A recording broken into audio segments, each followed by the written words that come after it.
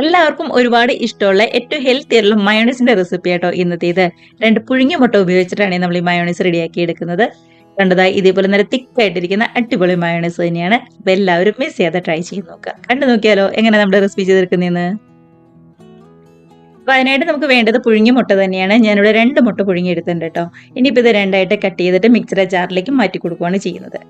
അപ്പൊ മുട്ടയുടെ മഞ്ഞയുടെ ടേസ്റ്റ് ഒട്ടും തന്നെ ഇഷ്ടമല്ലാന്നുണ്ടെങ്കിൽ മാത്രം നമ്മുടെ ഈ മഞ്ഞ ഒഴിവാക്കാവുന്നതേ ഉള്ളൂ. അതിനുശേഷം വെള്ളം മാത്രം ചേർത്ത് കൊടുത്താൽ മതി. അല്ല, മഞ്ഞയുടെ ടേസ്റ്റ് ഒക്കെ ഇഷ്ടമാണെന്നുണ്ടെങ്കിൽ മഞ്ഞയും കൂടി ഇതേപോലെ ചേർത്ത് കൊടുക്കാവുന്നതേ ഉള്ളൂ.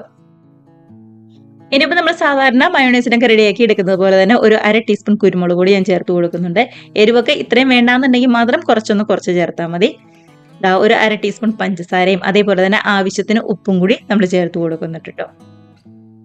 നമ്മൾ ഇതേപോലെ പഞ്ചസാരയൊക്കെ ചേർക്കുകയാണെന്നുണ്ടെങ്കിൽ ചെറിയൊരു സ്വീറ്റ് ആയിട്ടിരിക്കും. വേണ്ടാന്നുണ്ടെങ്കിൽ നമുക്ക് ഒഴിവാക്കാവുന്നതേ ഉള്ളൂ കേട്ടോ. ഇനി ഇതിലേക്ക് 2 വലിയ അല്ലി വെളുത്തുള്ളി എടുത്തിട്ടുണ്ട്. ചെറിയതാണെന്നുണ്ടെങ്കിൽ ഒരു 3-4 വരെയൊക്കെ എടുക്കാം കേട്ടോ. 1 ടേബിൾ സ്പൂൺ നിറച്ച് തന്നെ വിനാഗിരിയും കൂടി ചേർത്ത് കൊടുക്കാം. വിനാഗിരി നിർബന്ധമായിട്ട് ചേർത്ത് കൊടുക്കണേ. ഇനിയിപ്പോൾ വെള്ളത്തിന് പകരം ഞാനിവിടെ പാലാട്ടോ എടുത്തിരിക്കുന്നത്. ഒരു 3 ടേബിൾ സ്പൂൺ പാൽ എടുത്തിട്ടുണ്ട്. ഇപ്പൊ തിളപ്പിച്ച പാലൊന്നുമില്ല, സാധാരണ കവർ പാല് തന്നെയാണ്. ആദ്യമേ 3 ടേബിൾ സ്പൂൺ ചേർത്ത് നന്നായിട്ടൊന്ന് അടിച്ചു നോക്കുക. നല്ല കട്ടിയാണെന്നുണ്ടെങ്കിൽ നമുക്ക് കുറച്ചും കൂടി പാല് ചേർക്കാവുന്നതേ ഉള്ളൂ. ഇതിലേക്ക് റിഫൈൻഡ് ഓയിലിന് പകരം ഞാനിവിടെ ബട്ടർ ആട്ടോ എടുത്തിരിക്കുന്നത്. 1 ടീസ്പൂൺ ബട്ടർ എടുത്തിട്ടുണ്ട്. ഇല്ലാന്നുണ്ടെങ്കിൽ ബട്ടർ കയ്യിൽ ഇല്ലാന്നുണ്ടെങ്കിൽ 1 table spoon refined oil, sunflower ഓയിലോ വെജിറ്റബിൾ ഓയിലോ ഏതെങ്കിലും ചേർത്ത് കൊടുക്കാം.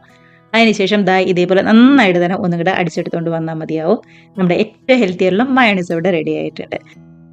അപ്പോൾ നമുക്ക് പാല് ചേർക്കാൻ താല്പര്യം ഇല്ലാന്നുണ്ടെങ്കിൽ അതിന് പകരം വെള്ളം ചേർത്ത് കൊടുക്കാം. പാല് ആദ്യമേ ഒരു 3 ടേബിൾ സ്പൂൺ ചേർത്ത് ഇതേപോലെ ഒന്നും അടിച്ചെടുക്കുക. ചെറിയൊരു കട്ടിയുണ്ട്.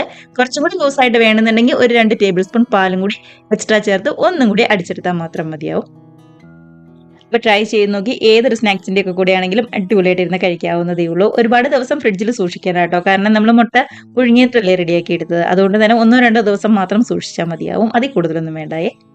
അപ്പോൾ ഇത്രയേ ഉള്ളൂ. ട്രൈ ചെയ്ത് നോക്കിയാൽ കമൻസ് ഒക്കെ മറക്കാതെ അറിയിച്ച് അടിപൊളിയായിട്ട് ഇരുന്ന് കഴിക്കാം. നമുക്ക് പുതിയ പുതിയ വീഡിയോസ് ഒക്കെ ആയിട്ട് വീണ്ടും കാണാം. അതുവരെ എല്ലാവർക്കും ബൈ.